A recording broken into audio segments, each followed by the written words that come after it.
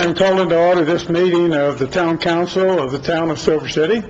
Welcome, everybody, and would you please stand for the Pledge of Allegiance. I pledge allegiance to the flag of the United States of America and to the republic for which it stands, one nation, under God, indivisible, with liberty and justice for all. Thank you. Next on the agenda is ceremonies, and there will be a presentation of a Historic Preservation Award, which will be made by Mr. Patrick Hoskins, President of the Board of the Silver City Main Street Project. Would you please come to the podium, Patrick?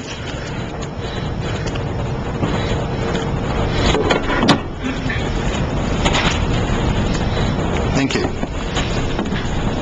So I'm here tonight on behalf of the State of New Mexico, the Cultural Affairs Department, the Historic Preservation Division, to present this award to the town for its historic preservation efforts, specifically in regards to the Silco, and how much the town really backed our efforts on this. The significance of that can't be understated, especially considering the length of time that went on between now and the time that building was last a movie theater.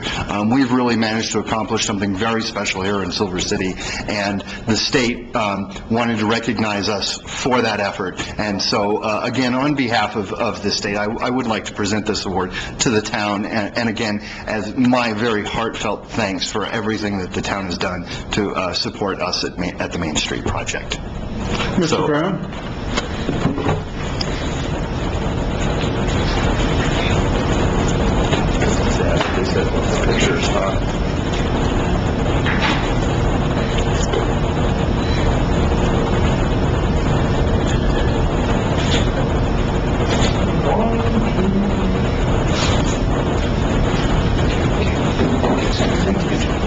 Thank you. Does the council have any questions or comments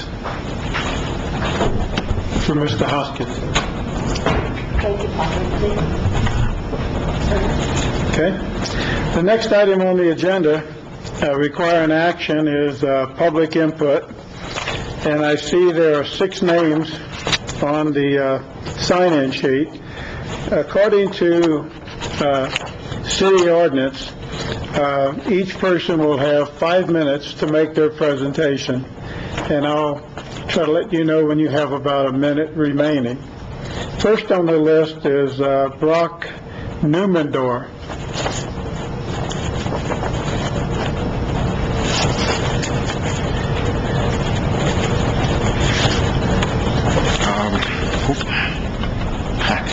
Hi, I'm Brock Newmendor. I run the small engine shop downtown in the old West Arc building.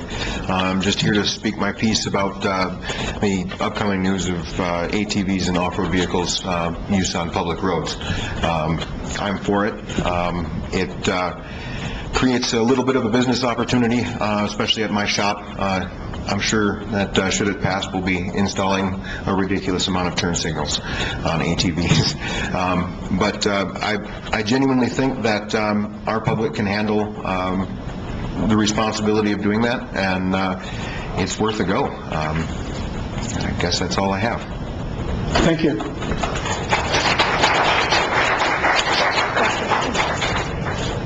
Next on the list is Richard Leva.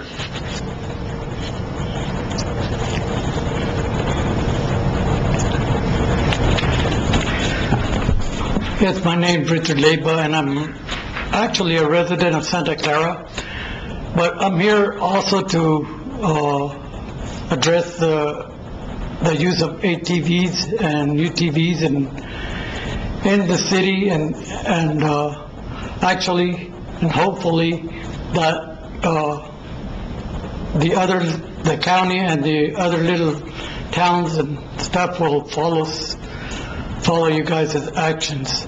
I believe that it'll bring more openness to businesses and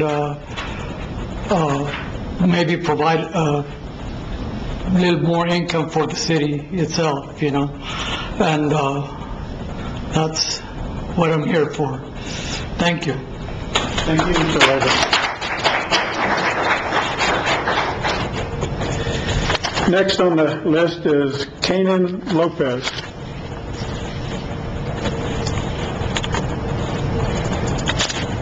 These are my sons, and they won't take 5 minutes. They each want to say something, so I'm going to try to bend the microphone down here. Go ahead, go first. Hi, my name is Kinan Lopez, and I'm a 7th grader at Aldo Leopold Charter School, and I'm 11 years old. I've been playing sports here in Silver City all my life, such as soccer, baseball, wrestling, basketball, track, and more. And I was really disappointed this year when I heard that you guys won't allow us to put together our swim team. And it was a lot of fun last year, and we accomplished a lot of things. And I got all these ribbons last year from all the swim meets that we've done. We competed against all the swim teams in New Mexico, and it was really fun for me, my brother, and all my friends. Thank you. Hi, my name is Ilimani Lopez. I'm 9 years old, and I came for the swim team of New Mexico. I've been playing sports here all my life, such as soccer, wrestling, bowling, golf, swimming, track, cross country, and more. I was looking forward to all swimming all year, and I heard that you guys canceled it to not let us put the swim team together, and I'm really disappointed. And I really want you to let us put the swim team back together as much as possible as you can. Thank you. Thank you. Mr. Lopez, you're next. Yes, sir, thank you. One's 11, one's 9, and I've coached them in Silver City sports here for the last about 7 years.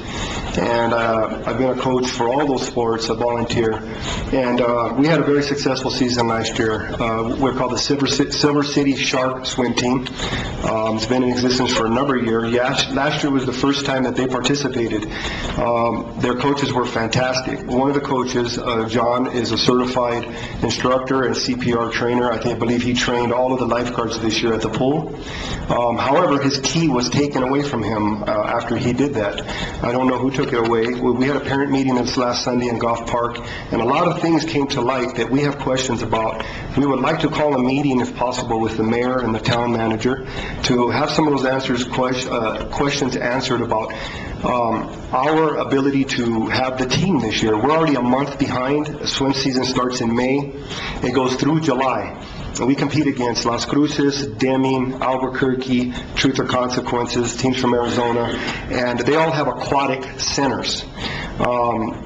Nordberg and Deming have pools that are more advanced than ours in our town here. They have walk-in kiddie areas with mushroom sprinkles for the kids. They have a slide, and they charge about $1.50 less than this pool charges us to swim. A lot of families cannot afford $4 per child in the summer. That's about $200 a month if you have a family, and that's grocery money. A lot of kids are excluded from being able to swim. That's recreation swimming. What we have is a team for competition. Last year, my boys were getting up at 5:30 in the morning every day, going to the pool at 6, swimming for an hour and a half, and then on the weekends taking a break and then going to tournaments. Very demanding. I saw my boys' bodies just turn into little ripped muscles, and it carried over into all the other sports. They just finished baseball yesterday.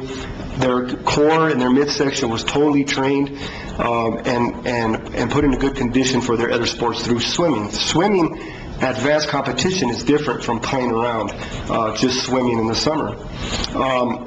We're being told a bunch of different things, like there's no swim team, we need insurance. We have a parent who stepped up and is willing to pay all the insurance costs to insure our team for this year. We are a little late, but Truth or Consequences and Albuquerque Sundancers are willing to take us on underneath their umbrella to participate in the state finals or in competition and for insurance purposes. However, because we just want to get our foot back in the door, we want to form a club and have our swim hours in the morning reinstated. And we have about 15 to 20 parents with children who want to participate in this, on this competitive team. So there is a demand. I have a card here with 4 parents' names and phone numbers, so you can reach us. I'll give it to Mr. Brown. And we'd like to set up a meeting so we can have some of our questions answered and have the pool reopened for competitive swimming. I understand there was a group of doctors last year that were using the pool. Now they've moved over to Western. And they really like our pool better because it's longer, the lanes are longer, and up there's only 2 lanes. Here in the morning, they were sharing 1 lane, which is still available to some people, but we have to swim next to each other to get a workout, and that includes retirees. So we have an opportunity here to develop this. Ms. Bedison, I thank you for the meeting at Western where you supported in some way, letting us know, letting the man who asked about the same thing we're asking about, that we could tap into some comprehensive funds to keep the pool going. I see everybody else around our county developing their aquatic centers, and we're way behind. Swimming is very important. It's a survival skill. It's a survival skill. And we should do everything we can in the city to promote the pool and not use it primarily for a profit-making venture, which is going on now. There's private parties being held there. At times we can swim. There's the doctors moved over to Western, so we still have some doctors that want to use it in the mornings. So we want to just open it up to everybody. You have about a minute left. Thank you, sir. So if we could have that meeting and have some questions answered, we're ready to go. We have the money in place, whatever's necessary, insurance, whatever's possible. But we don't want to see that pool turned into a private profit-making adventure, and we don't want to see it closed. Thank you very much. Thank you very much. Next on the list is Trent Bowl.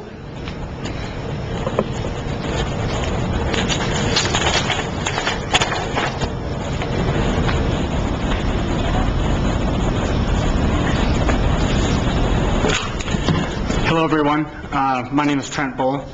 I'm here on behalf of the Territorial Charter Plate, which is something I printed out and brought here. First, I'd like to see who else is here in support of street legal UTVs. I'd like a show of hands or stand up, please. I'd like everyone to note that. What I'm really here for is to try to bring business to Silver City. I own a couple businesses here. I'm involved in some other businesses, and I moved here from Utah. And there's some economic drivers there that we have that I was involved with from the get-go, and I think they could benefit our community greatly. I've passed out a piece of paper that has really an overview and some numbers that come from the program, but the reality is the state just made it so that we could legalize UTVs. If we capitalize on this, we have an ability to bring people down to Silver City. If you go to Utah, you go to Moab, you go to Richfield, you go to Arizona, you see street legal UTVs everywhere. They're not causing problems. They're licensed like a car. People still have to behave. They can still ticket and everything that would normally happen. This is just a new avenue to get around town. And for people, especially retirees that come to our community, this gives them access to the remote mountains. And that's something that they can't do on other vehicles. So it really gets the tourism here, and that's really my animal in this. When I drew up this plan, I think the economic driver is good for the town too. So we put a price on this plate. In the program I outlined, we could actually do this with no cost to the city, and all the money is going directly to the city. I've talked to some other shops in town.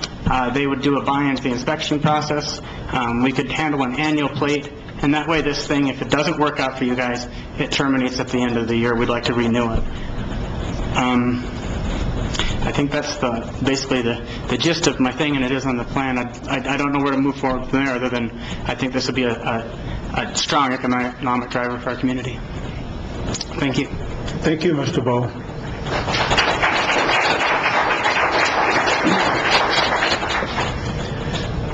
The next item on the agenda is council comments. Councilor Cano. Thank you, Mayor. The first thing is I just wanted to remind people the reason I didn't stand up at the Pledge of Allegiance is that I have recently had a titanium rod put in my foot, and so I'm going through that healing process, so I can't stand or walk at this point. It's not because I'm not patriotic in some way. First, I'd just like to thank everyone who came to the meeting today, even those of you who didn't speak. It's really good to see the public coming and telling us how they feel about something before we make a decision. I really, really appreciate that, so thank you for being here. And then, I just have really one thing. This is my little speech probably every 6 months or so. If you're not handicapped, don't park in a handicapped spot. I just cannot stop reiterating that. Those spots are there for a reason. Handicapped people need them. And I would also, going along with this, I've been calling the police and the central dispatch a lot in the past couple of weeks regarding handicap parking. And I would just like to say how much I appreciate the police department taking what I'm saying seriously and coming and citing people. So right now, if you're getting a citation, it's probably because Councilor Cano saw you parked somewhere where you shouldn't be and she called. But I would also like other people to do the same. So if you see someone parked in a handicapped parking place without a placard, please call Central Dispatch and have this Silver City Police Department come and cite, because it's very important. And I believe, and the other thing is, I just wanted to thank everyone who participated yesterday evening in the vigil that was held at Golf Park in remembrance of the 49 people who passed away in Orlando this past weekend. It was really beautiful to see the community come out and be together as one, and to show that love wins. Thank you. Councilor Ray? Thank you, Mayor. I also want to say thanks to all the people that show up here in support of the ATVs and UTVs. I think we can send a message. As you all know, I am pushing for it, and I hope that I can get backing from more people and backing from the council whenever I present it. Thank you guys for being here. It was brought to my attention here that I've been walking up on Boston Hill last couple of months, and there are people up there with dogs, and they don't have them on leash. And the city ordinance has it that you have to have a leash on them. Also, you have to have a leash on the dogs when you're walking on city property. Please be aware that if something could happen, you guys are going to be liable for it.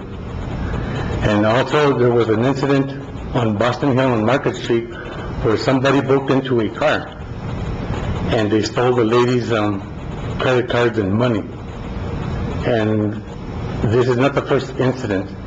So I would hope that the chief can ask to see if they can patrol on Boston Hill, on Market Street, and on the Cooper Street side. I also have a question concerning our town charter language. Has anybody gotten any information from upstate? No, we haven't received anything at all. Okay. I also have a question for you, Mr. Brown. Can you tell us again how much it costs to operate a swimming pool on a monthly basis versus the money that the city gets back to it? Well, the utilities alone for the 4-month period that it's open for the summer is over $60,000. That doesn't include the cost to have the lifeguards and everybody there. But the fees that are charged don't even cover the cost of the lifeguards. So the town general fund is always subsidizing the pool by over $60,000 a year. So we're not making money off of it, and that's why we have to balance which services the town are going to prioritize as far as throughout the year, because when the subsidy is that large to operate a facility, it's very cost prohibitive. Thank you, I appreciate that. That's all, ma'am. Councilor Smith? Thank you, Mr. Mayor. I have two announcements. I want to, Dr. Terry Timmy from our Office of Sustainability reminded us today that unfortunately we're not going to be able to be recycling glass anymore as of July 1st. He wants to assure us that even though it will mean that you have to put your bottles in your household trash, that those are not toxic in any way to the landfill. And I really wish we could continue, but there's no market. And it would cost us a great deal of money, over $42,000 a year, to actually ship it somewhere, so we can't do that anymore. And the second announcement I have is that yesterday and today I participated in a green infrastructure workshop, and it was absolutely fabulous. So I want to thank the Southwest New Mexico Council of Governments for funding it. Alex Brown, thank you. Peter Pena and Robert Esqueda, thank you for sending personnel. James Marshall actually came by for a bit today to participate. That was wonderful. Bud Mullaney, our floodplain manager, was there contributing from his extensive knowledge. Denise Smith from the Office of Sustainability encouraged everyone there to think creatively. And I really want to especially express how impressed I was with the gentlemen from the street division. And these are the guys who are out there fixing your potholes. Their professionalism, their knowledge, and their motivation to serve the people of Silver City was absolutely inspiring. So I want to thank you, Demisio Torres, Mike Vadon, Art Chavez, Eric Sanchez, Perry Childs, Alfredo Sierra, Jeremiah Salcedo, Gilbert Melendestro, and Frederick Acosta. You guys were wonderful. And today we worked at the big open space that's between Combs and F Street and developed some preliminary designs. I learned how to do a topographical survey, and we want to return what is now kind of a neighborhood eyesore into being a lush, refreshing, and beautiful cienega. So we're going to start figuring out how to do that as a way to also control flood of water, stormwater, erosion, and help protect against fire. So again, thank you, Alex, for your support. Thank you. Councilor Bedeston? Thank you, Mayor. I really like to reiterate what Councilor Connors said last night. It was very special, and I'm pleased that so many people turned out for a very spontaneous vigil for Orlando last night. So I'm going to get on my little soapbox for a minute, something I've talked about, I think, every couple months.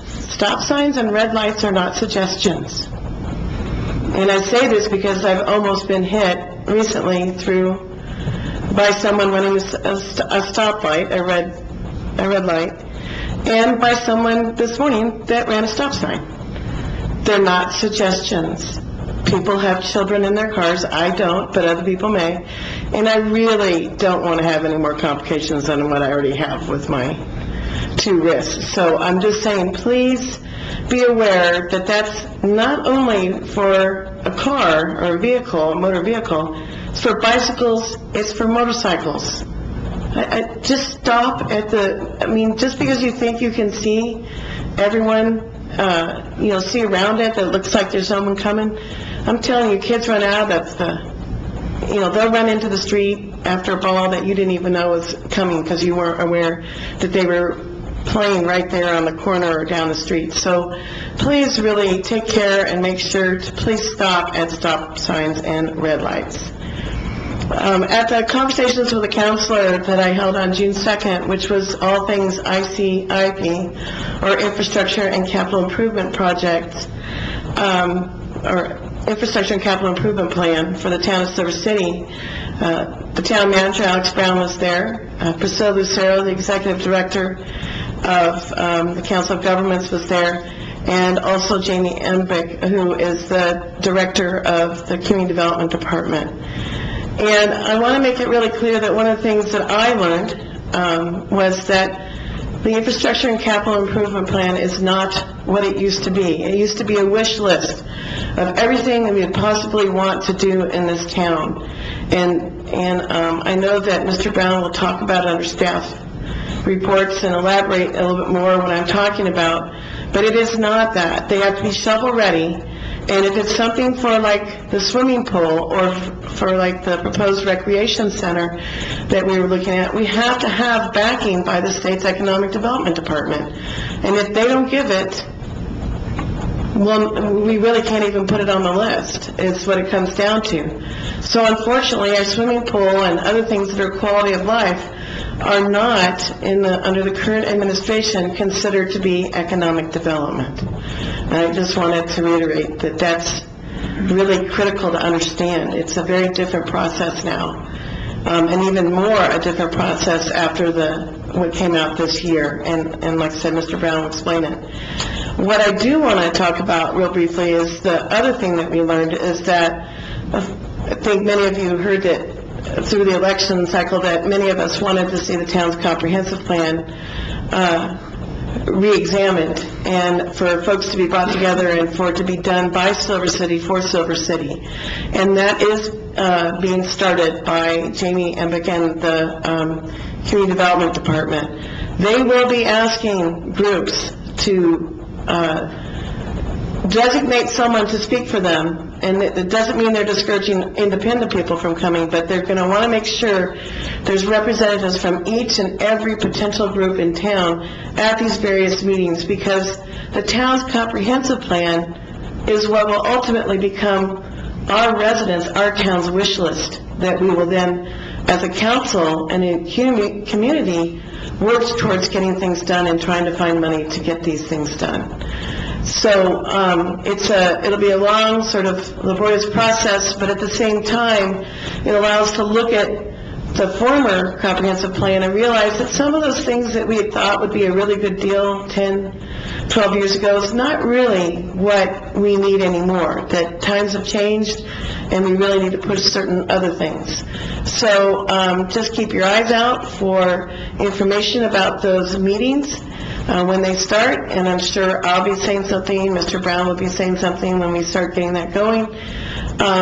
We really want you all to participate, because that's going to be critical to the town and what our future holds. And the last thing about that is that by doing it in-house through the Community Development Department folks and doing it for us, by us, it's not going to be a static document. It will be dynamic. It will evolve.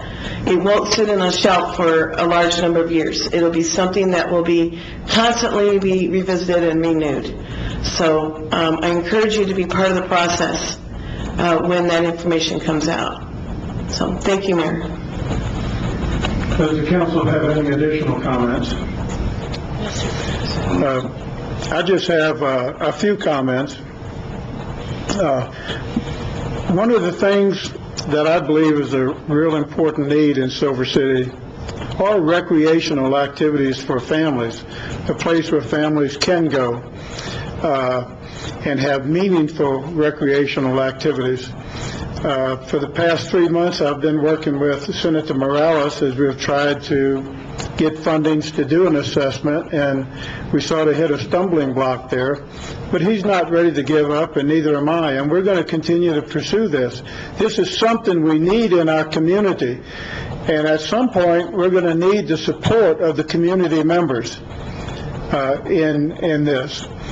And Mr. Brown, I realize all the constraints you're under, but I sure hope we can do something to make the pool as available as much as we can to these different groups and to families, because it's one of the few activities we have in the city other than sports, Little League and so on. And so anyway, that's my comment for tonight.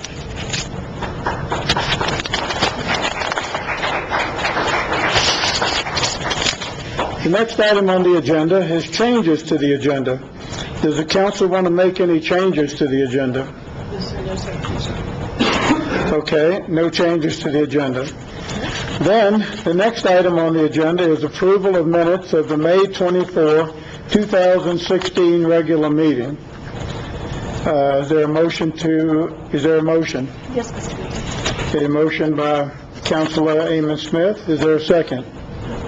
I move to approve the minutes of the regular council meeting of May 24th. I'm on Google of May 24th, 2016. Mr. Mayor, I second the motion. Thank you. This train leaves the station pretty quickly, so sometimes you have to run behind and grab onto the rail. Okay, we have a motion and a second. Is there any discussion? No, sir. All in favor, say aye. Aye. Any opposed, nay. Motion carries. The next item on the agenda is reports. Mr. James Marshall is scheduled to give a report.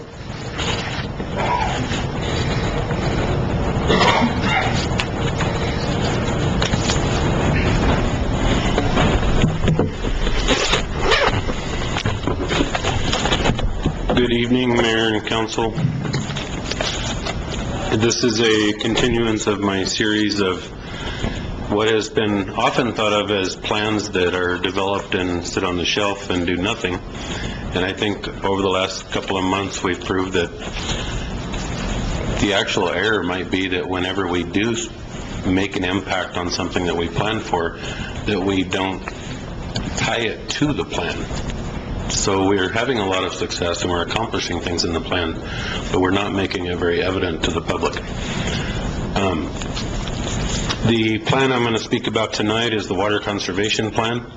It was approved August 12, 2013. It goes on to describe some of the demographics of the community, that there's 10,000 residents in town, 5,300 homes, and 600 commercial accounts. I also want to remind you, this plan was done in 2013, so some of the data that is in the plan is prior to 2013, and that's what I'm speaking and referencing tonight. However, I did give you a spreadsheet that gives our water pumping through 2015. The town also serves 5 water associations, bringing services to an additional 10,000 people. In 2011, the metered production was 926,261,000 gallons of water, which is equivalent to 2,842 acre-feet. In 2015, those numbers you have, it's actually dropped quite a bit. We use 3 well fields with an average well depth of about 911 feet, and there's a total of 8 wells in those fields. The well meters are calibrated twice a year. We do that in-house. The meter ages range from 0 to 30 years of age and may have had a wide range of error rates, and I'm talking residential and commercial meters around the town prior to the latest meter project. And I think this is a pretty good example here. The evaporative coolers use a constantly low flow of water that may not trigger the older meters, because it's such a small amount of water that it takes to feed your swamp cooler, that if we estimate 18,000 gallons used per evaporative cooler in Silver City, and that's an estimate that was done using climate data and all the historical weather of Silver City. And if every home in Silver City had a swamp cooler running when it would be predicted, that would be 88,200,000 gallons a year of water to feed those swamp coolers. Those are pretty staggering numbers to me. The HTE billing software that the town uses was purchased in 1996, and it has some limits. I don't know if Mr. Brown wants to elaborate on that at all, or just agree.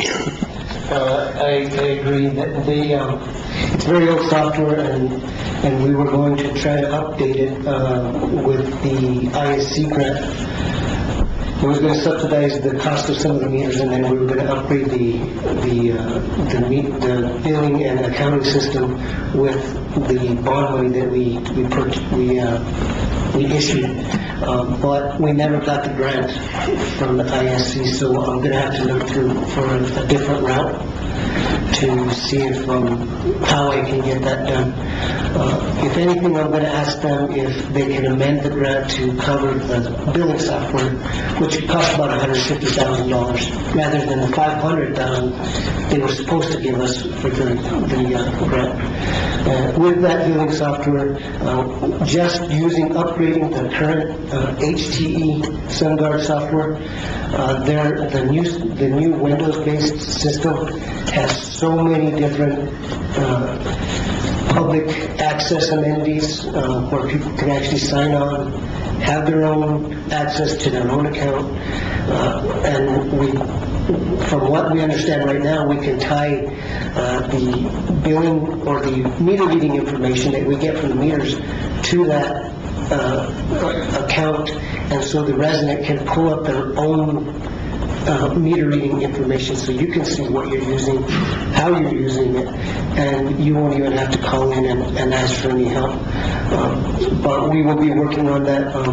That was one of the recommendations from our auditor to upgrade the software last year, and we've been working towards that. But our first priority was to get the meters in the ground, and they're pretty much done. They're just in cleanup now.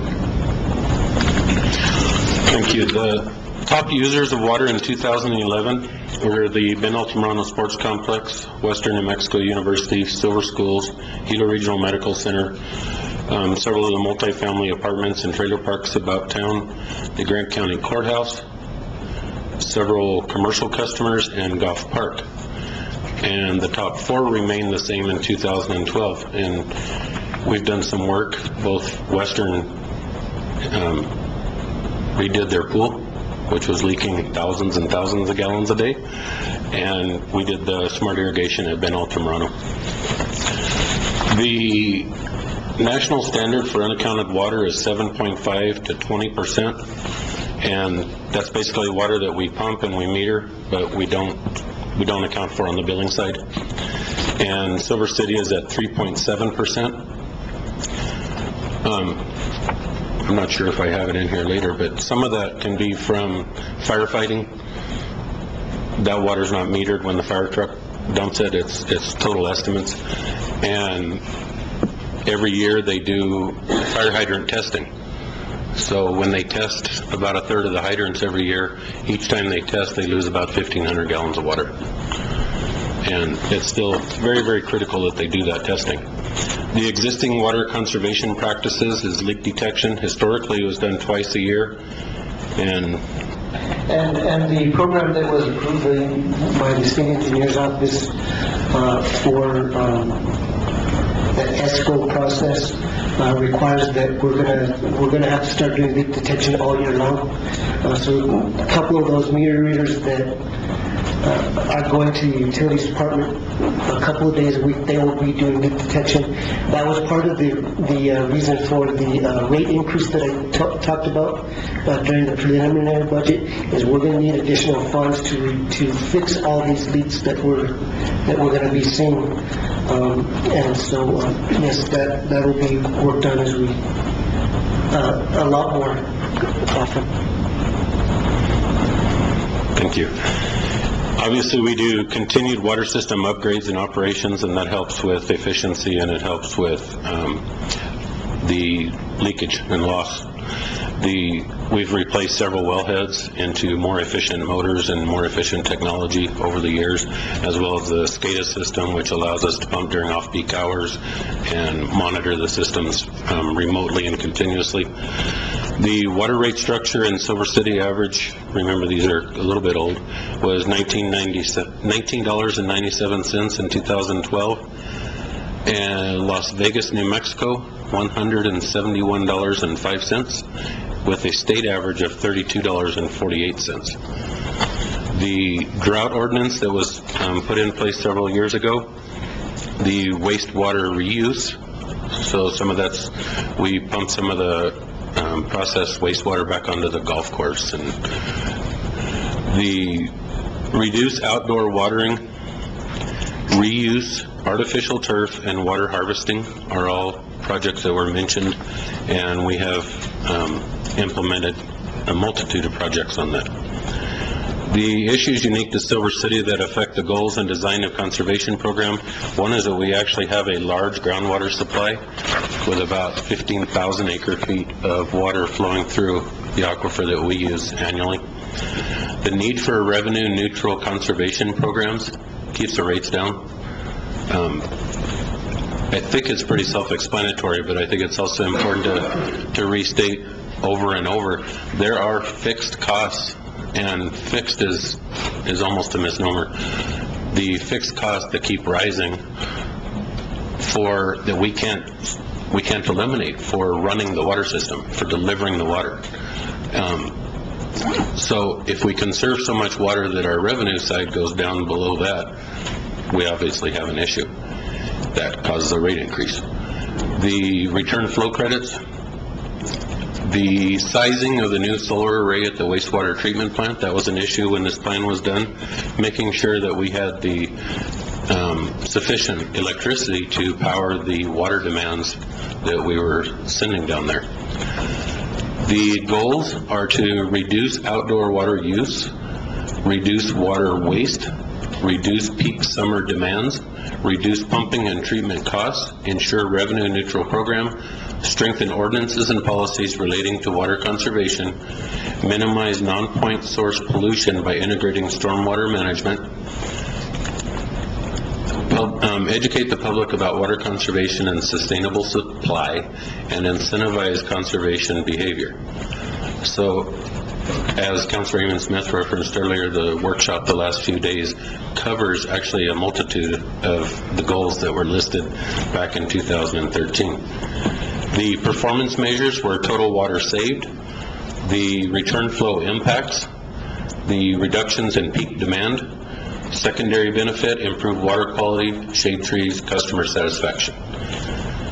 The programs that minimize water losses and improve efficiencies in operation, the auto read meters were in this plan in 2013. The improved billing software, replace the booster station flow meters and continue meter testing, continue or improve leak detection, and that would save about 8 million gallons a year in 2013. The programs that promote outdoor conservation is the smart irrigation systems, revision of the school system maintenance agreement, improve incentive to conserve water.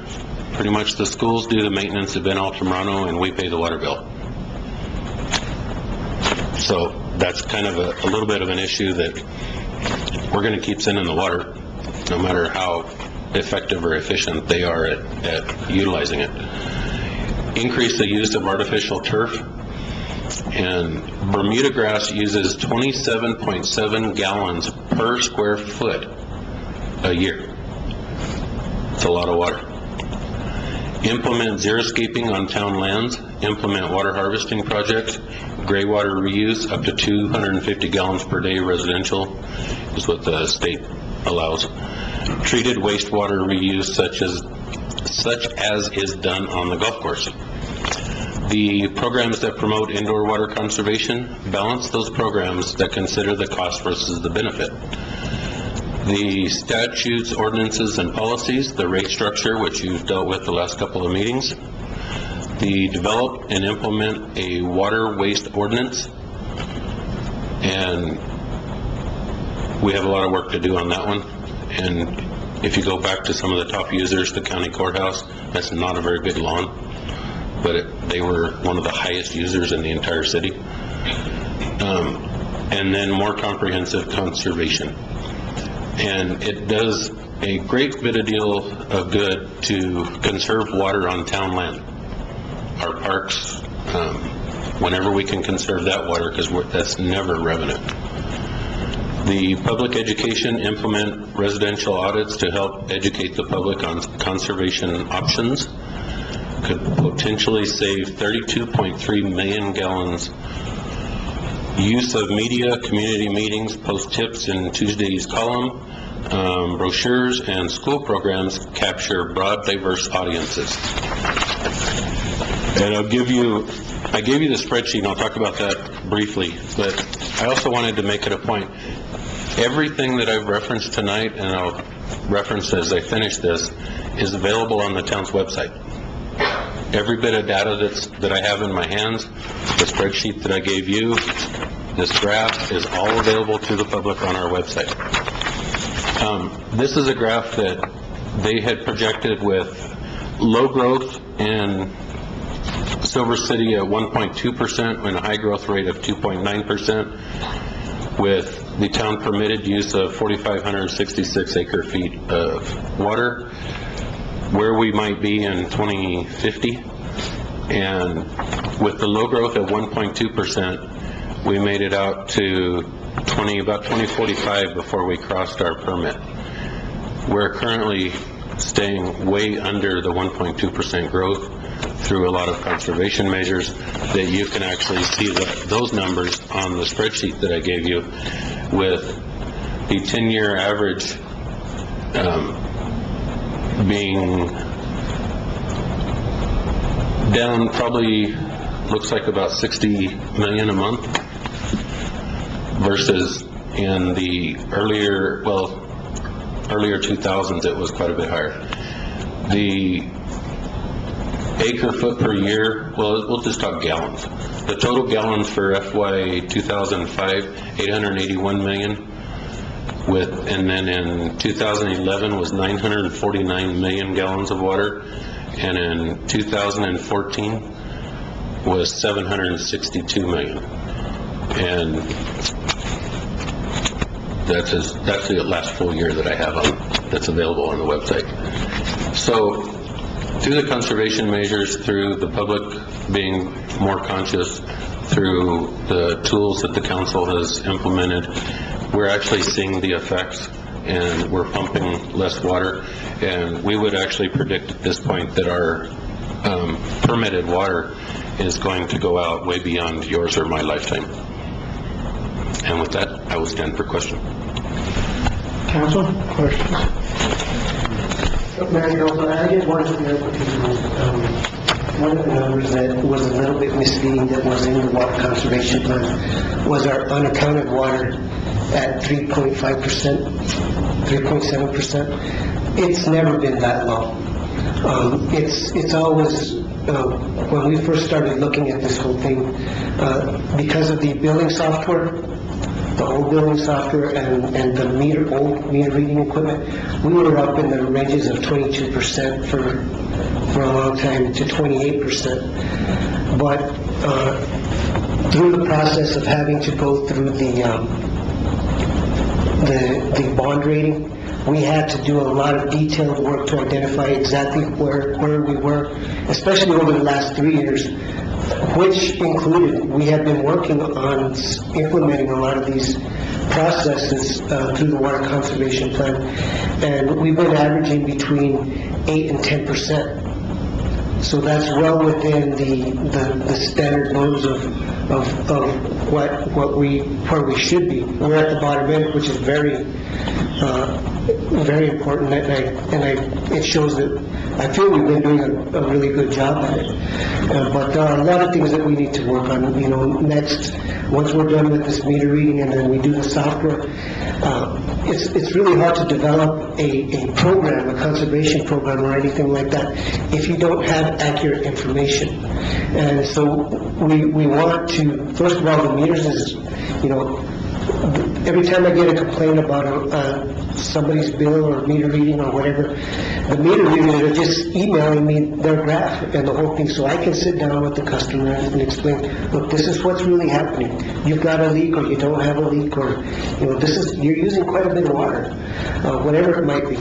But that doesn't include the information we need to reconcile what we're billing and what we're not, and where we need to start working on better leak detection, better large meter calibration, focusing at the residential level, and like James talked about, some of the educational aspects of it, is that the remaining meter readers that are going to be working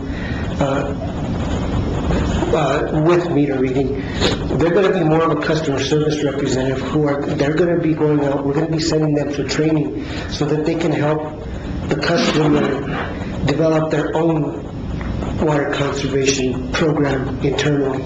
If they want it, we're not going to force it on anybody. If you're willing to pay the water bill, we've got the water right now. We don't have to force water conservation on you if you're willing to pay for it. So, those are some of the things that we're working on right now, but we still have a long way to go, and I think it's very important. I had to do a talk about a month ago about this program, and it all started because we were using such a large percent of our water rights, and it was okay, are we going to look at investing in expanding our transmission capabilities? Because we, right now, can only transport 80% of what we own from our well fields into town. And so, first thing we have to do is be able to get it all into town, and we're talking tens of millions of dollars. Well, we also started looking at the conservation side. We started doing some of like leak detection, large meter calibration, even before we adopted the plan. And we started getting some very positive results. And that's why, from the staff level, we figured this is the most cost-effective way to address our water needs for the long term. Because why should we invest tens of millions of dollars to increase our transmission and pumping capacity if we're never going to get there? Because over the last 6-8 years, we've been going from pumping 60 to 65% down to, what was it, in 2014, 51%. So we're going the opposite direction. So we're having a very positive impact on our kids and our grandkids' future water needs if we can keep moving in this direction. At least keep it where we're at right now. And so, with that, do you guys have any questions? Okay, thank you, Mr. Marshall. Mr. Brown? Mr. Brown, do you have any additional reports? Yes, I've got a couple. We're going to be sending an individual we're going to be sponsoring an individual to go to it's called ACES training. It's on child abuse prevention. The mayor's been going to some training and programs with HMS. He's been meeting with Commissioner Hall about this. The county's going to sponsor an individual, and then we're going to sponsor an individual so that they can come back and help us as a community, the police department, identify what can we do to help our youth in the community who are impacted by child abuse or whatever's happening, and help put them in a positive direction. Do you want to say anything about? No, that covers it. Yeah. So we're going to be doing that. And the ICIPs, yes, it's no longer a wish list. I remember when I first started dealing with the ICIPs, it had like 400 projects on it. You could think of it was on the list. Over time, it's been refined, a little bit more developed by the state. The state wants it to be, wanted it to be identified as what's your real needs. Well, the state's gotten down to the point where we don't have any money, and they don't have any money, so they want you to say, is it a shovel-ready project? Is it something that you really need, and that you put your own dime into it, and it's ready to go if we give you money? And so that's where it's been, now, last year, I think our first year had like 15 projects, somewhere in that range, somewhere around 15. This year, it's going to have fewer. I think they wanted like 6. No, I think that's where they were talking to this point, but a maximum of 6 projects. But, that's not reality a lot of times, because I remember going through a couple of these meetings with Councilor Bettis and Councilor Emmett Smith talking about the ICIPs, where the town has actually accomplished 10, 15 projects in a year that were on the ICIP list. And, so we're going to put what we think is a realistic number of projects that we can accomplish. And the town actually, we've been ahead of the game, because when we identify a project that needs to get done, and there's a good possibility that we can get it funded, we've a lot of times been able to put a lot of our own money to make it shovel-ready. So that's the only time that we're going to actually be able to do a public works project or a utility project, is if we're either our first step is to say we're going to ask for design money, because that's all we're shovel ready. We're gonna ask for design money. If we get the money, then we're gonna design it, and next year we'll ask for construction money. We've been ahead of the game because a lot of times we've put our own design money in there, and when we've asked for equipment's always shovel ready. All you have to do is spec it out or whatever it might be. So, when it pertains to the comprehensive plan, when we talked at the meeting, was that, all these plans that James has been talking about are going to be folded into the comprehensive plan and updated. And so that comprehensive plan is where we want to start identifying a lot of our ICIP projects so that it's a community-wide need. It's not just, one special interest group that is very vocal and they want something. Well, now we're going to get, that's why, like the next ICIP meeting, James and Jamie are going to actually ask for, invite individuals from every group that they can identify to send representation to the ICIP meeting. So that way we can get a head start on the people we want to start getting involved in the comprehensive plan. And so once that comprehensive plan is adopted and ready to go, we'll start using that to develop the ICIPs. But at the same time, because staff is going to develop the the comprehensive plan themselves, we want it to be more of a living document so that it can be changed on the fly with what's happening at the time in our community. If, say, the mine's completely closed down, that completely changes the dynamic of what's happening in our community. Or, tourism explodes exponentially, that goes in a different direction. And, when they were really promoting bringing a lot of retirees into town, that changed our community a little bit at that time. So, but we weren't really able to react and change very quickly to what was happening. And what we're looking at doing is being able to be more proactive and change and address what the current needs are and at the time, not what the current needs were 10 years ago.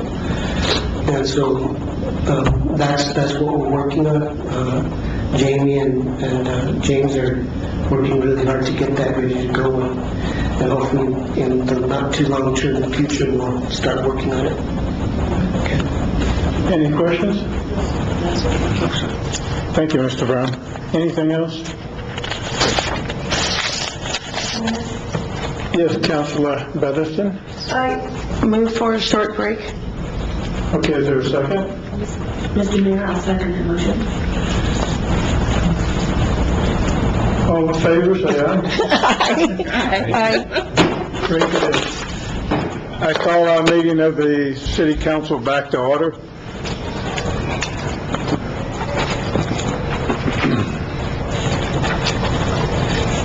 The next item on the agenda requiring action is item 10A under unfinished business. The approval/disapproval of ordinance number 1246, an ordinance deleting and replacing Article 6, parentheses, traffic regulations, close parentheses, Section 12-6-18, parentheses, texting while driving, close parentheses, and Article 8, parentheses, operation of bicycles, close parentheses, Sections 12-8-1, estimated sequence of the Town of Silver City Traffic Code, and amending the penalty assessment schedule found in Chapter 50, Section 50-2 of the Town of Silver City Municipal Code. Councilor Ray is the sponsor of this legislation. Councilor Ray, would you please explain this legislation, why you believe it's needed, and what the consequences will be? Thank you, Mayor. As the Mayor mentioned, that I am the sponsor of this ordinance here. The reason I want to do it is because there's been too many complaints people are texting and driving and talking on the cell phones. I believe that we do have an ordinance banning texting, yet people don't seem to care about it.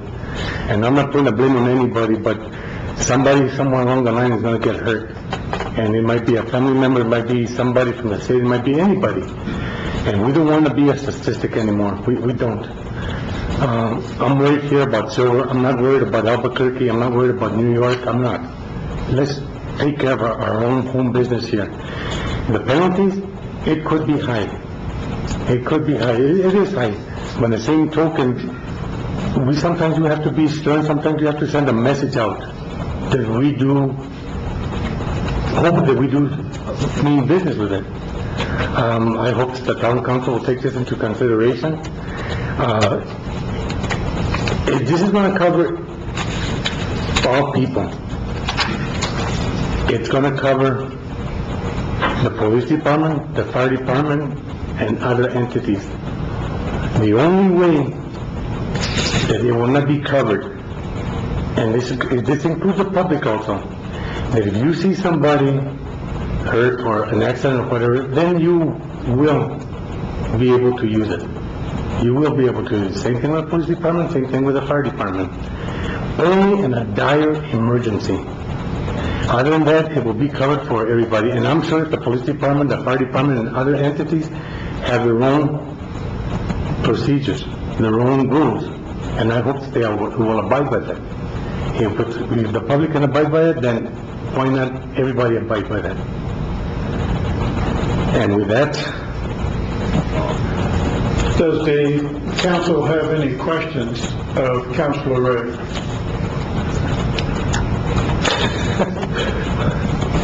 Councilor Bedison? Thank you. So on, Councilor Ray, on section C, I just want to make sure it's sufficiently clarified. I think I still have a little bit of question, but I may not after you explain it. It says an operator of a motor vehicle or bicycle who holds a mobile cellular device or radio telephone to his or her ear or in the immediate proximity thereof is presumed to be engaged in using the device within the meaning of this section. Immediate proximity shall mean the distance that permits the operator of the regulated electronic device to hear the communication being transmitted. So I just want to make sure that when we talk about immediate proximity, it could include having the phone sat in a cup holder. I mean, it's because they can hear it if they have it on speaker, but they're still going to have to, excuse me, they may have to end the call by pushing a button, they may have to start the call by, pushing a button, because the cell phone's right there. So this is saying, for clarification purposes, that means that even if it's in close proximity, and you're not using it as a handheld device, because you're still going to have to punch something. That's my concern. May I? yes, Mr. Scavron? The first, you mentioned cup holder. Yeah. It has to be held. It's talking about hold. The first words, who holds a mobile cellular device, holds.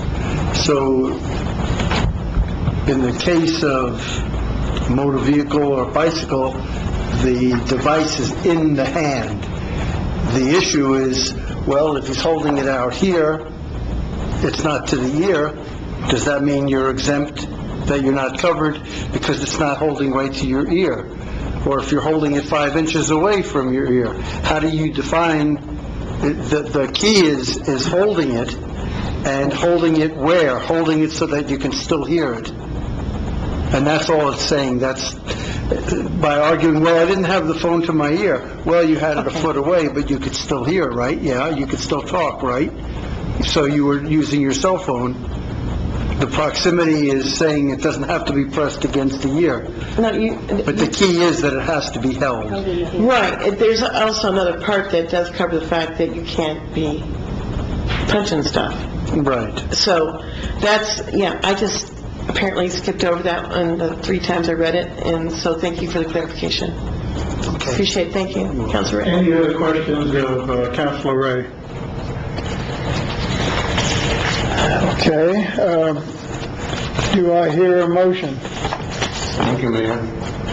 I move to approve an ordinance number 1246, an ordinance deleting and replacing Article 6, traffic regulations, Section 12-6-18, texting while driving, and Article 8, operations of bicycles, Section 12-8-1.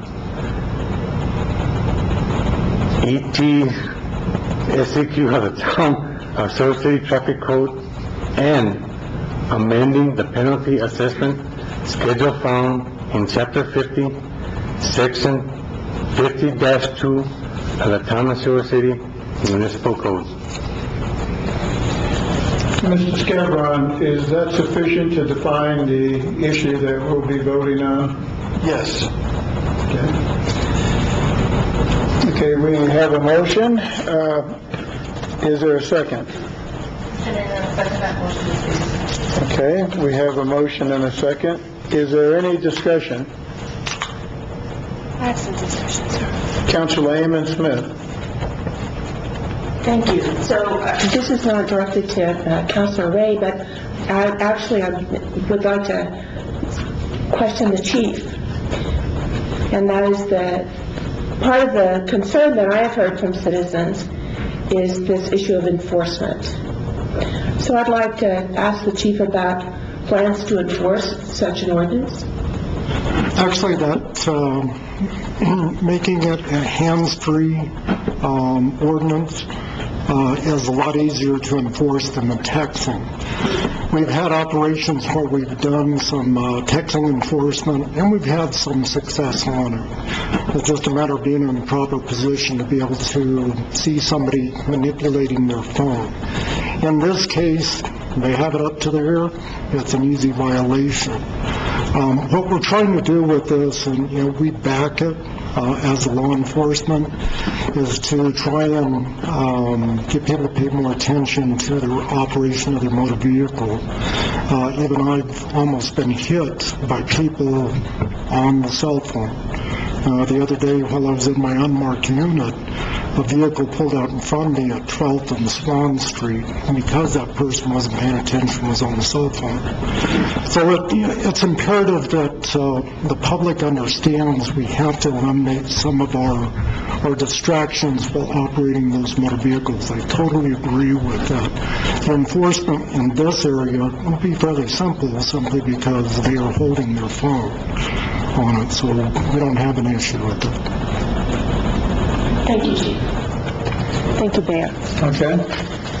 Any other discussion? Okay. Roll call, please, Yolanda. Aye. Councilor Kano? Aye. Councilor Bedison? Aye. Councilor Amon Smith? Aye. Motion passes. Thank you.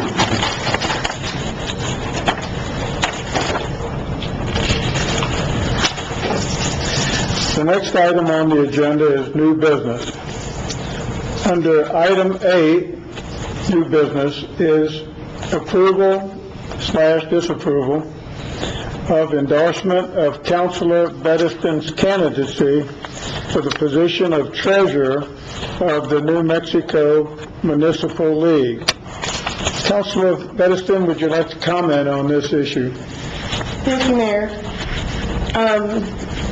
I am in the middle of my third term as a director-at-large of the New Mexico Municipal League, and those are 3 2-year terms, so I've served on the league's board for 5 years. And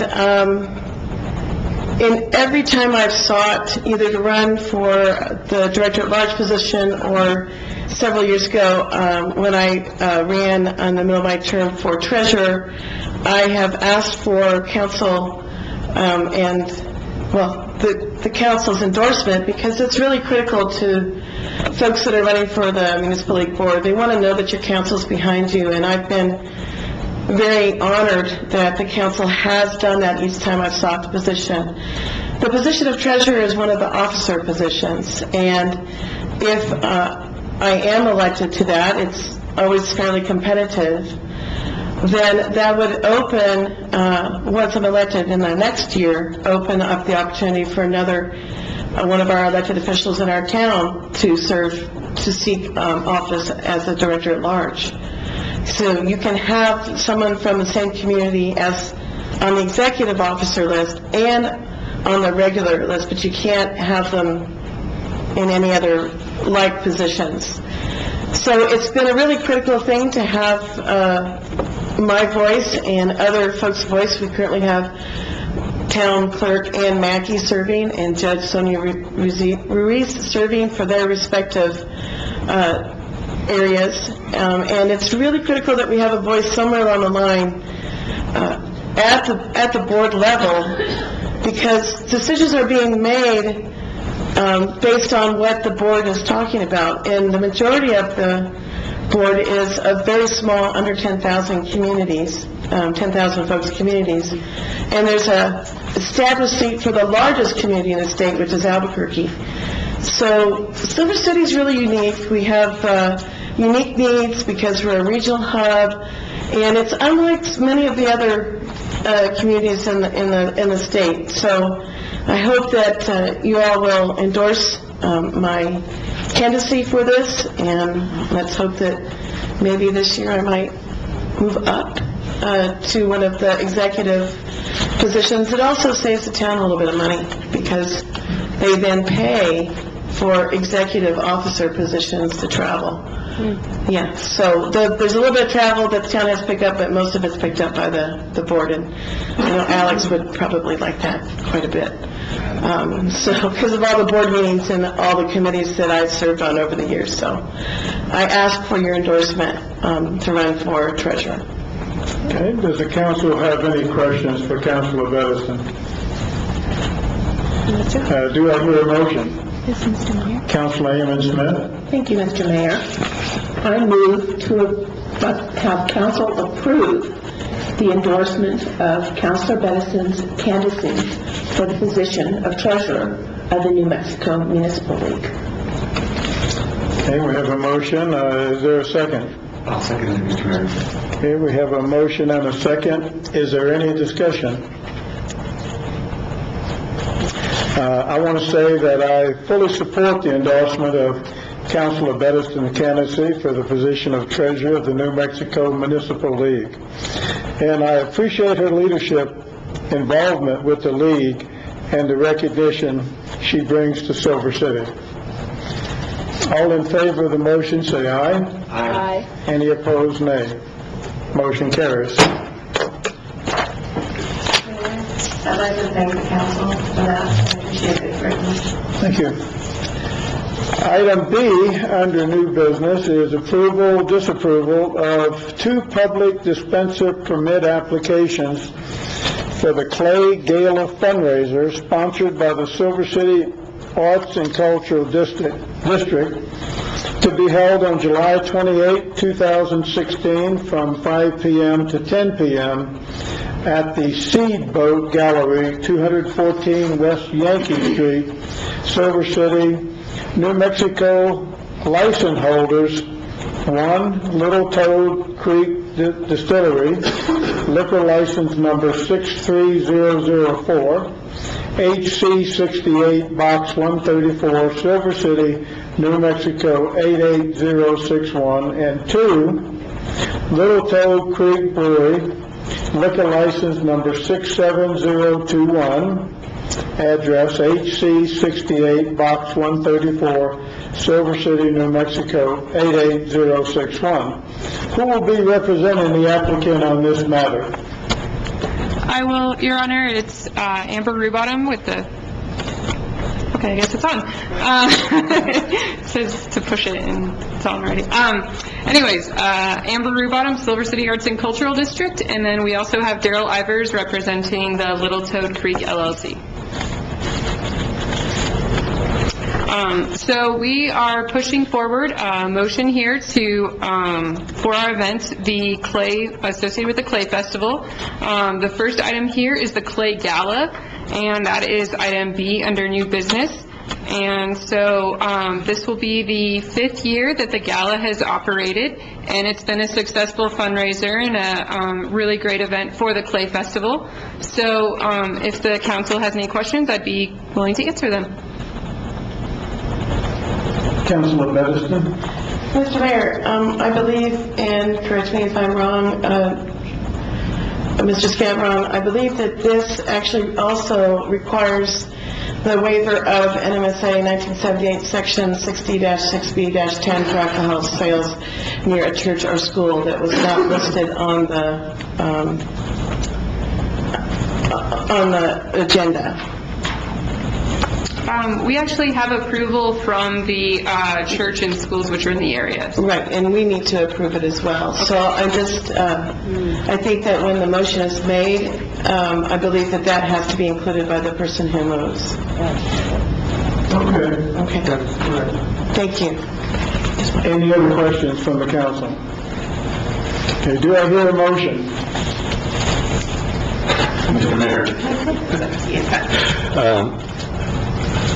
I move to approve 2 public dispenser permits application for the Clay Gala fundraiser sponsored by the Silver City Arts and Cultural District to be held on July 28, 2016 from 5 p.m. to 10 p.m. at the Seatboat Gallery, 214 West Yankee Street, Silver City, New Mexico. License holder number 1, Little Toad Creek Distillery. Liquor license number 63004, HC68, Box 134, Silver City, New Mexico, 88061. And 2, Little Toad Creek Brewery, liquor license number 67021, HC68, Box 134, Silver City, New Mexico, 88061, with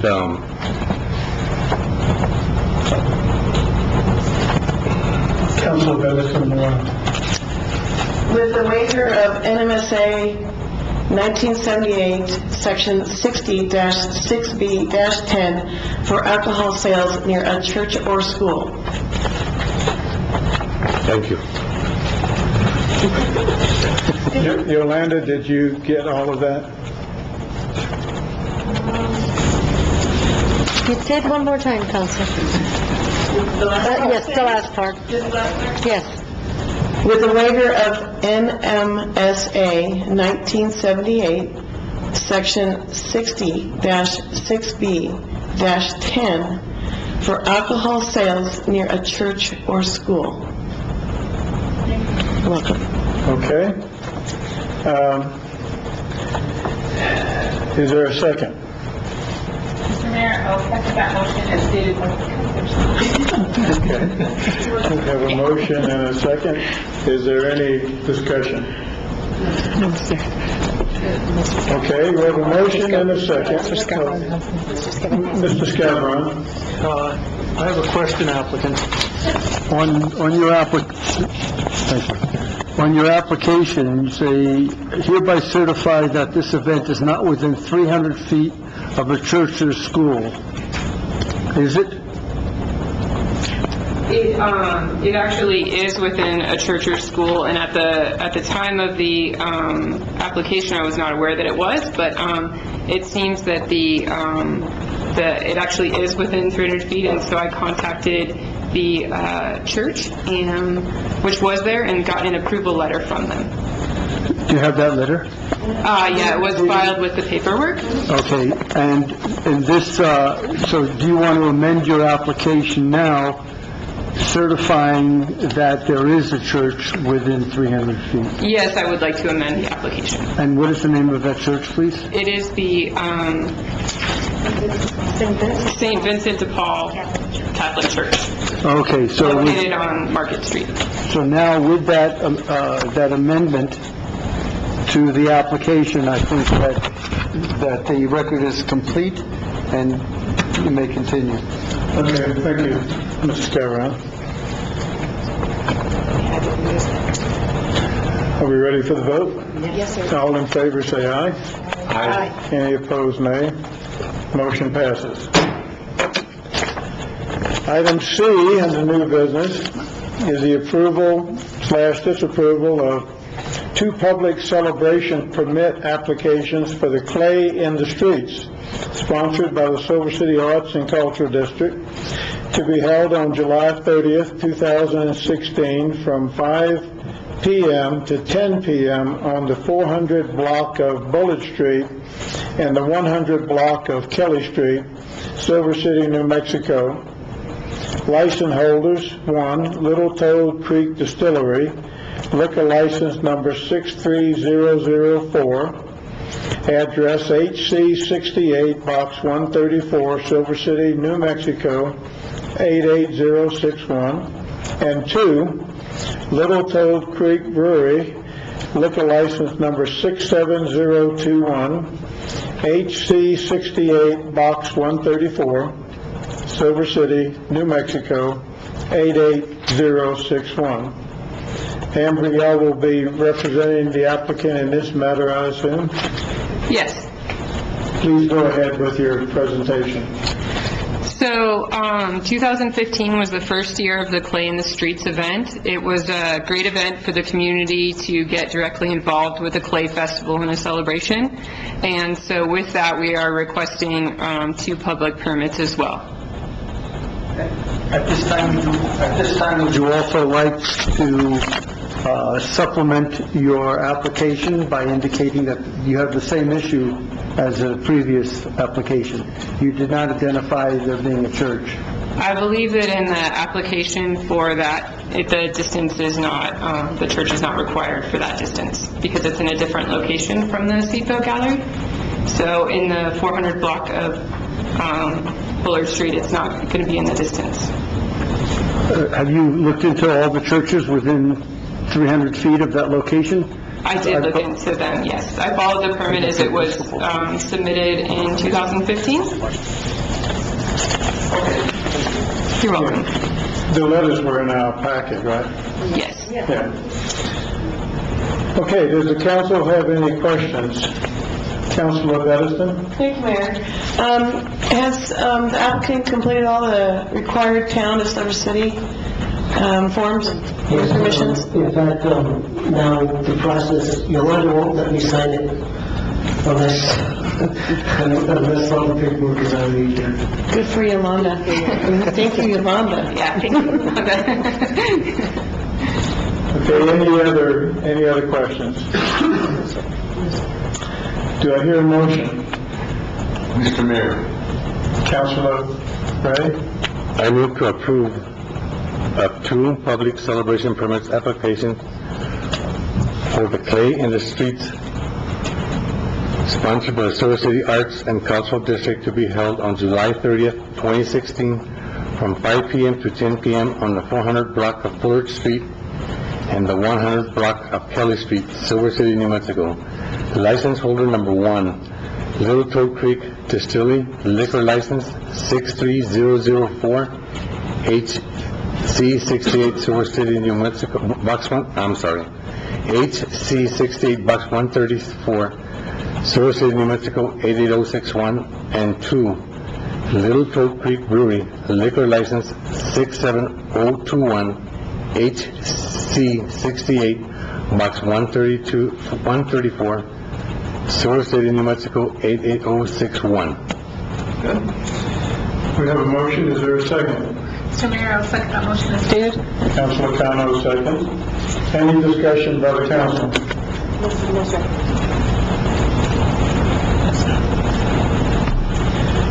Okay, we have a motion and a second as presented.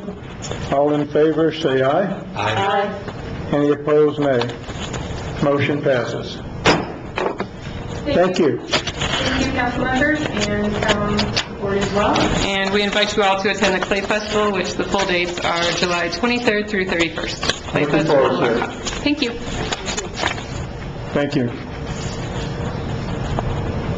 Item D, under new business, is approval/disapproval of resolution 2016-14, a resolution authorizing and approving the submission of an application for financial assistance and project approval to the New Mexico Main Street Program, and authorizing the mayor to act as the Town of Silver City's chief executive officer and authorize representative in all matters pertaining to the Town of Silver City's participation in the New Mexico Main Street Great Blocks on Main Street program.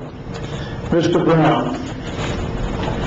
Mayor and Council, Main Street and along with the Town of Silver City is working to submit this grant. I'll let Lucy, I blocked your name, I'm sorry. Lucy, talk about the project that is going to be submitted, and I'll talk a little bit about the funding. Lucy Whitmore is the executive director of the Silver City Main Street project. Good evening. New Mexico Main Street's offered Great Blocks on Main Street, a request for proposals, where they'll select up to 2 public infrastructure projects on a competitive basis. And we're in partnership with, our Silver City Main Street is in partnership with the Town of Silver City, which owns the property that we're wanting to address, which is the grounds around the visitor center and the parking lot. And it's been a priority project for both the Arts and Culture District, which operates the visitor center, which is located at that property, and also for the Silver City Main Street. And we also have another partner, which is the Continental Divide Trail Coalition, who has an interest in the development of the trails that connect up to that property. So that was why it was selected as a priority project, but it's also a gateway to our downtown commercial district, and this proposal that we're requesting funding for includes improvements to the Market Street section that runs between the Market Street pedestrian bridge and Bullard Street, and to develop a more inviting gateway both to the visitor center and from the visitor center area to the downtown. And in addition, a lot of the work that we do with Main Street and also with the Arts and Culture District is to bring people to the visitor center. We see that as an economic driver of our community, and we want it to be a welcoming and inviting and enriching experience for them to come to the visitor center, and having improvements to the safety and the usefulness of that area will help enhance our tourism business also.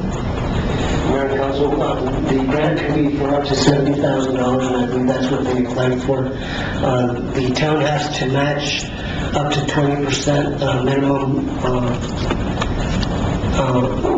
and that is what is $14,000, which has actually been included in the preliminary budget that was presented to you, just in case the grant was received. So we're all ready for this process to move forward. Okay. Any questions from the council? Okay, do I hear a motion? Councilor Cano. Mr. Mayor, I move to approve of Resolution 2016-14, a resolution authorizing and approving the submission of an application for financial assistance and project approval to the New Mexico Main Street Program, and authorizing the mayor to act as the Town of Silver City's chief executive officer and authorized representative in all matters pertaining to the Town of Silver City's participation in the NMMS Great Blocks on Main Street Program. Thank you. We have a motion. Is there a second? Mr. Mayor. Is there any discussion? Okay, we have a motion and a second. Roll call, please, Yolanda.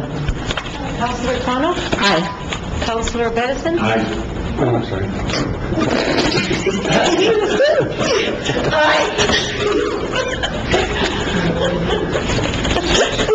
I'm not confusing. Counselor Benson. Aye. Counselor Raymond Smith. Aye. Counselor Rice. We have a unanimous vote in the approval. Motion passes. Thank you very much. I have a comment or two. We just passed a ordinance prohibiting the use of handheld devices in automobiles on bicycles. Mr. Brown, I think we need to approach this in a systematic way before we would start handing out tickets. I think there's got to be some public education. I would like to see signs at the three entrances into Silver City. I would hate to have a tourist come into our town who's not familiar with our ordinances and receive a ticket. So I'd like some sort of a systematic program of how we're going to implement this, and I would like to see a lot of communications with the newspapers and the radio stations and any other public media so that our community is aware of this ordinance and they're aware of when it will actually begin with the issuance of tickets. Do I have any other comments from the council relative to this? Councilor Kano? Okay. Anything else? Thank you, Mr. Mayor. I think that is a really pertinent suggestion. In fact, I'd like a little clarification. When do people have to stop using their cell phones? What is that? When the ordinance is effective, and that is, I guess, when there'll be a publication. When it's like 30 days after publication? No. Upon publication? This is Ann's department. I know that it's not effective at this moment. When Ann comes back. When Ann comes back, Ann will make it happen. Yeah. But good public communication and education, I think, is vital. So thank you much. Okay. Mr. Mayor? Yes, Councilor Medicine? I completely agree, and I think the mining district communities, when you come into them, have handheld only, Baird says no cell phones. Yeah, but they're really prominent coming in. Those were the ones I was thinking of with the mayor. Yeah. I think it may say hands-free only, or it says something. I think it says no cell phones. I can't remember if it says no cell phones or hands-free only, but I think that it should be done, and maybe I would go a little step further and maybe say even internally, one or two in town on the major thoroughfares. Yes, I think that's a good idea. And I'm sure Mr. Brown will be working with the police chief as he works with his police officers, and I think it's a good idea in this public education process that we look at warnings for some period of time before we start slapping on the fines. And these will be going to the... And again, make sure we get a lot of public media. Yeah, on this. We'll get with all the papers. As soon as we identify when it goes into effect. Right. Yes, of course. This concludes the business of the Silver City Town Council. Do I hear a motion? I move to adjourn. Is there a second? Mr. Mayor, I second the motion. All in favor, say aye. Aye. Motion carries.